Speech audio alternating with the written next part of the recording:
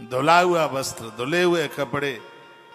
क्या सुंदर बात कही। सत्य, पवित्रता, दया, मौन और सरलता, विनय और उदारता।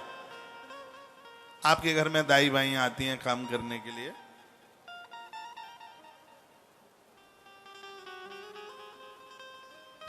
अच्छी बात है। आपकी वो सहयोगिनी बन करके आती है, उसके प्रति भी उदारता का भाव रखिए। वो बूढ़ी हो जाए तुम्हारे यहां काम करते करते, आपको छोड़ के न जाए।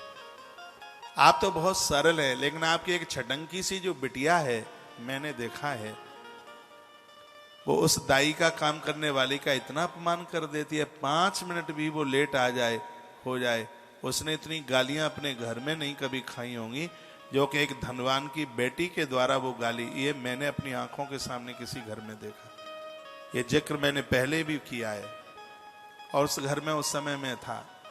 सत्य में कह रहा हूं, यहां से मेरी आंख में आंसू आ गए, मैं रो पड़ा। उस स्त्री के ऊपर क्या बीती होगी, वो भाषा में बोल भी नहीं सकता। मुझे तो मेरे मुंह से निकलेगा ही नहीं, तो बोलूंगा कैसे। 14 साल की वो लड़की होगी। देखो उसके स्वभाव को देख करके मेरे मुंह से लड़की शब्द निकल रहा है, नहीं तो मैं बेटियां कह के, बेटी कह के बात करता हूं।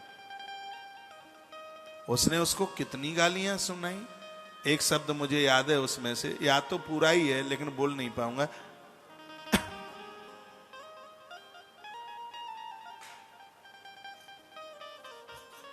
मेरे आंख में आंसू आ गए। ईश्वर ने हमें धन दिया है, पैसा दिया है, सम्मान दिया है, तो इसका अर्थ यह नहीं है कि हम गरीबों का अपमान कर दें। तो मैं एक सहयोगी की जरूरत है, उसे अपना घर चलाने के लिए थोड़े पैसे की जरूरत है। ये सामंजस्यता होनी चाहिए। आप बड़े अच्छे लोग हैं कि तुम्हारे यहां काम करने वाले लोग टिके हुए हैं, नहीं तो लोग हर जगह कहां टिक पाते हैं। आज के समय में काम कराने वाले बहुत हैं, लेकिन काम करने वाले बहुत कम हैं। पैसा सबके पास है, सबको नौकर चाकर चाहिए, लेकिन काम करने वाले नहीं है। एक तो धन आता है तो लोगों के व्यवहार में बहुत कमी आ जाती है। ओट पटांग व्यवहार उनका स्वभाव हो जाता है। उनके यहां लोग रुकते नहीं, लोग टिकते नहीं। आपके आसपास जो भी लोग हैं, उन्हें एक तो अपना मानिए, उनके साथ उदारता के साथ आप रहिए। आपके फ्रिज में 5-5 किलो सेब ऐसे ही खराब होते रहते, मैंने देखे। एक घर में झाड़ू पोंछा लगाने की वाली आती है, बढ़िया पेड़ा आपके यहां 15 दिन फ्रिज में रखा, उसमें से बदबू आ रही, और जब खत्म हो जाएगा, खराब हो जाएगा, तब उसके हाथ में देंगे, ले ले रनिया तू ले जा। चीजें लोगों के काम में आए। उदार बनिए, देने की भावना रखिए। यह श्रीमद् भागवत जी का ये सिद्धांत है। ऐसे लोगों के ऊपर भगवान की कृपा बरसती है। ऐसे लोग जो उदार मानसम तद्देवम कुर्यात कथाव्रति, उदार है। धन का भले ही अभाव हो तो भी उदार बनिए।